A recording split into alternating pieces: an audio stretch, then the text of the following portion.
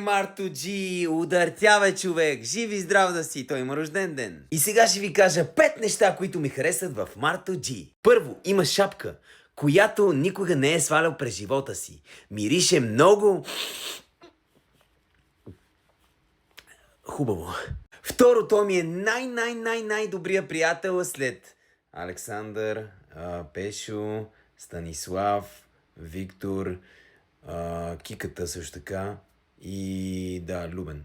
Трето, с него направихме най-яката песен на света – Яко парти. Толкова ми харесва песента, че когато я пуснат някъде на парти, аз я слушам със слушалки.